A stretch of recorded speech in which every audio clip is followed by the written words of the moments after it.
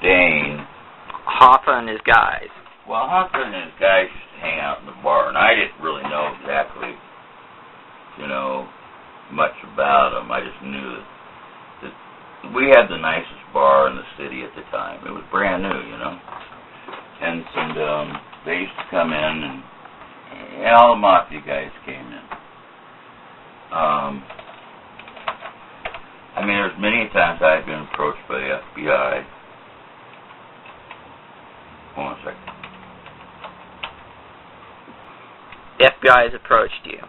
Well, many times. That was the first thing. I worked a lot of splits back there when I was a bar manager, and we had a nightclub. It was hot at night, and we used to do a big lunch crowd. And, I just happened to be working the door one day, and lunch, and it was about over. It was like 1:30 in the afternoon. These guys, we were about ready to close lunch down, and these guys walked in, and they said, we're with the FBI,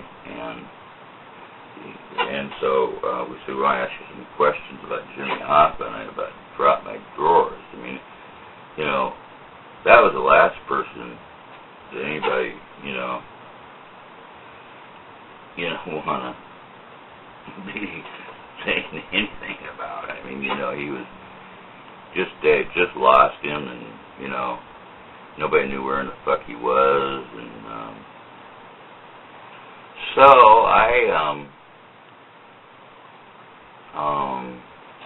these guys came in and sat me down in the back, and I was shaking in my boots. I dealt with the FBI in Seattle twice, 2 or 3 times with a guy that used to live next door to us in Bellingham. For some reason, they always had our number, because of my dad being a minister, and they'd always come. But anyway, they had me looking through the books back there, looking at all these pictures of all these people, and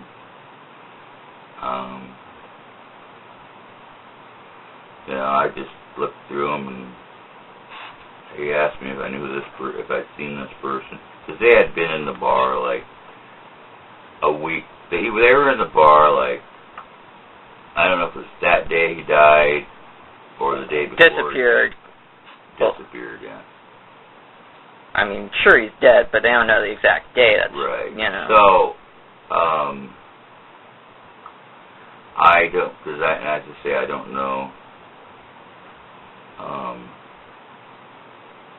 I can't remember that, but anyway, I went through all the books, and I guess I picked out a couple of guys that were in there, but I didn't know Hoffa that well, and he had come in a couple times, 4 guys, and the bartender seemed to know a hell of a lot more than I ever knew.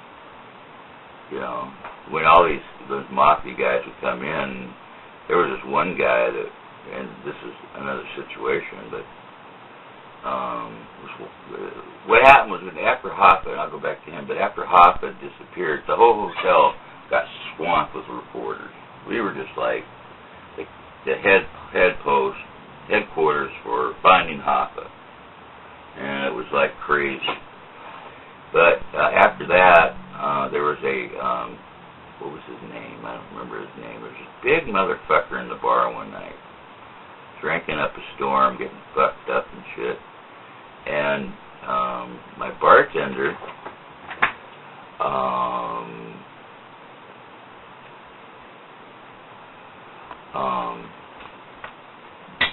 I was closing down, and I'd given the last call, and this big motherfucker comes over, and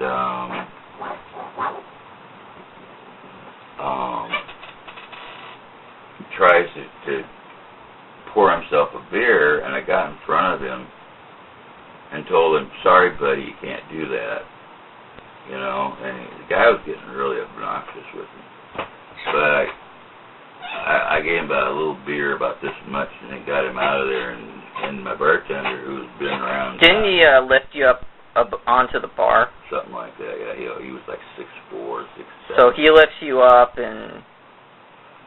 That was it. I couldn't do much. I started calling security, and the So he tried to do it, and did he bring you? Did he put you on the bar and then try and get it, or was? Well, yeah. I mean, he was just trying to get the beer, and I wasn't going to give him the beer. So what happened was that he tried. I talked to, gosh, I wish I remember that guy's name. He was a bartender, my best bartender. Yeah. And he knew all these guys from where he used to work, and he said to me, he said, "Don't fuck with that guy. He's a known hitman for the mob." And I went. He goes, "Just leave him alone, and he'll leave." Because I know him real well. I'll go talk to him. So he did. And that was it.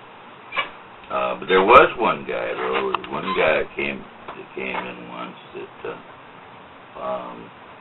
got very obnoxious, and I had security come in, and we were escorting him down to the front desk. And I was in front, he was in the middle, and the security guard, big-ass security guard, was behind him. And so what happened was that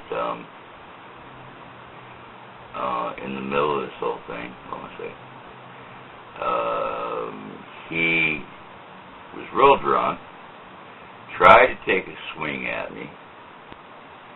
In doing so, the security guard caught him, and